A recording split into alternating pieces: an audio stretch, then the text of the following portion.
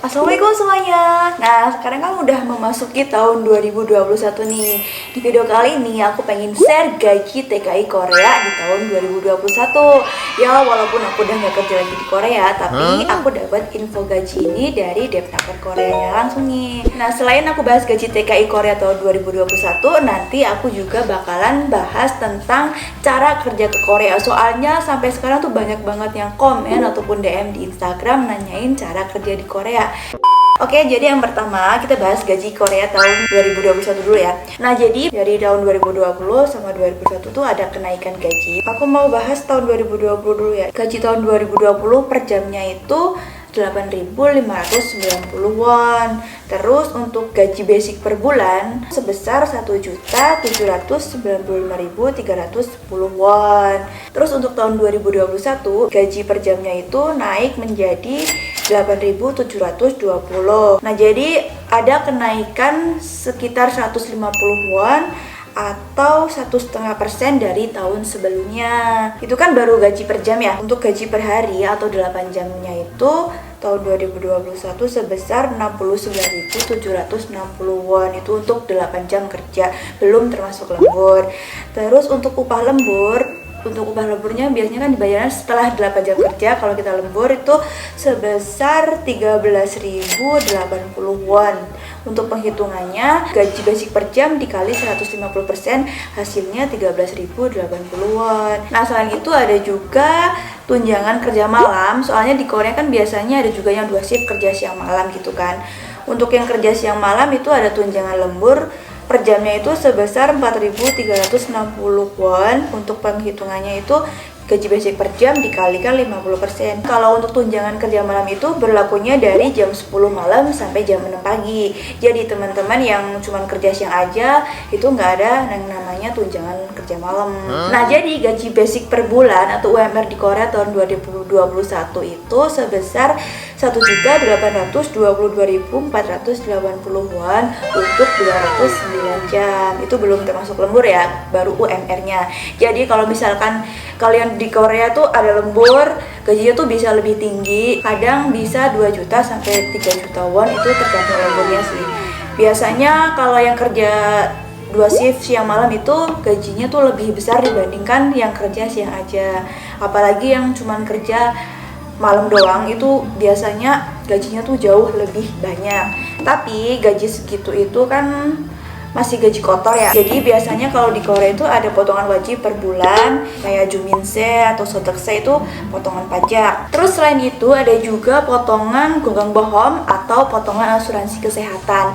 Terus ada juga potongan Kukminjonggam atau potongan dana pensiun nih. Nah, untuk potongan pajak dan lain-lain itu biasanya tergantung dari besar kecilnya gaji kalian sih. Cuman kalau untuk potongan dana pensiun, nanti kalau kita udah pulang ke Indonesia kita dapat 2 kali lipatnya. Jadi semakin banyak potongan dana pensiun, kita malah lebih untung. Jadi ibaratnya kita tuh menabung ya. Misal dipotong per bulan 100.000 won, nanti jadinya tuh setoran bulanannya tuh jadi 200.000 dikalikan berapa tahun kita kerja di Korea. Untuk dapatnya biasanya kalau kita udah pulang ke Indonesia gitu sih, atau biasanya juga dapat diterima di bandara kalau pas kita mau pulang. Tapi biasanya kebanyakan orang-orang Indonesia itu milih kalau kita udah pulang ke Indonesia, biasanya 2 minggu setelah kita pulang ke Indonesia dana pensiun itu bakal masuk ke rekening kita. Oh ya, dari gaji tersebut juga masih harus dipotong sama biaya hidup di Korea gitu kan. Untuk besar kecilnya biaya hidup di Korea itu tergantung dari pribadi masing-masing sih. Kalau kerja di Korea untuk pekerja asing itu biasanya dapat asrama, terus dapat jatah makan juga. Cuman biasanya ada juga potongan asramanya, tapi ada juga yang gratis sih. Itu tergantung dari pabriknya ya. Terus kalau misalnya kalian pengen ngontrak sendiri juga boleh di Korea. Tapi kalau ngontrak sendiri kita harus biaya sewa kontrakan sendiri dan lain-lainnya itu sendiri. Jadi biasanya kalau ngontrak sendiri itu biaya hidup di Korea itu jauh lebih mahal dibanding kita tinggal di asrama.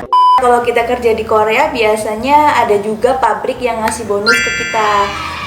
biasanya bonusnya tuh dikasihnya kalau pas hari raya Korea kayak Seollal, terus Chuseok. Kalau enggak pas liburan musim panas di Korea. Tergantung dari pabriknya juga sih, ada yang ngasih, ada yang enggak, dan besar kecilnya bonus itu juga tergantung dari pabrik. Nah, jadi intinya untuk gaji basic atau gaji UMR di Korea tahun 2021 itu sebesar 1.822.480.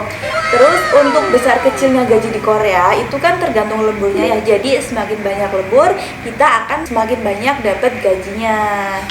Jadi buat teman-teman semangat yang pengen kerja di Korea ya. Nah, jadi kayak gitu tadi gaji TKI Korea tahun 2021. Nah, sekarang aku mau bahas cara kerja ke Korea untuk bagian manufaktur sama fishing, visa S9 dan S10. Jadi visa itu visa non skill ya. Jadi kalau kalian misalnya pengen kerja ke Korea, yang pertama itu kalian tuh harus bisa bahasa Korea. Biasanya kursus ke Lembaga Pendidikan Bahasa Korea atau LPK Bahasa Korea. Sekarang udah banyak LPK Bahasa Korea gitu sih, biasanya tuh hampir di setiap daerah ada. Nah, kalau kalian udah kursus dan udah bisa bahasa Korea, nanti biasanya bakal ada tes bahasa Korea. Untuk tes bahasa Koreanya biasanya diadanya tuh 1 tahun sekali. Untuk informasinya di mana, kalian tuh bisa cek di sini di www.bp2mi.co.id. Jadi di website itu tuh bahas tentang proses ke Korea. Nah, kalau udah ada tes bahasa Korea, kita kan ngikutin nih.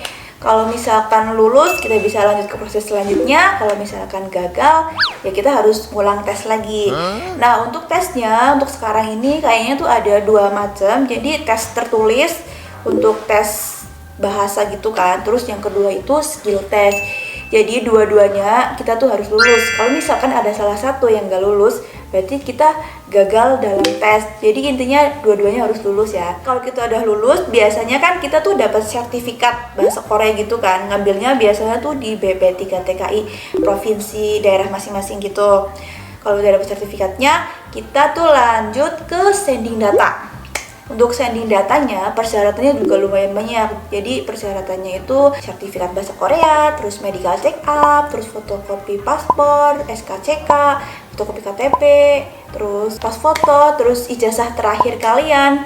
Pokoknya masih banyak lagi. Untuk syaratnya bisa dicek juga di sini nih, www.bp2mi.co.id, atau kalau nggak nanya ke Lembaga Pendidikan Bahasa Korea. Biasanya di LPK itu udah dijelasin tentang syarat-syarat dan yang lainnya gitu sih. Nah, untuk usia kerja ke Korea itu minimal usia 18 tahun sampai 39 tahun. Soalnya banyak juga yang nanyain, jadi aku bahas di sini juga. Terus untuk ijazah minimal tuh ijazah SMP. Jadi kalaupun kalian misalkan tamatan SMP doang, bisa nih kerja ke Korea. Nah, kalau kalian udah sending data dan data-data kalian tuh udah lengkap, nanti proses selanjutnya tuh akan ada yang namanya SLC atau Standard Labor Contract.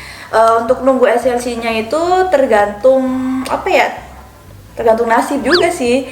Ada yang lama, ada yang cepet. Jadi proses SLC ini tuh setelah sharing data minimal 3 bulan sampai 2 tahun tuh tergantung nasib ya.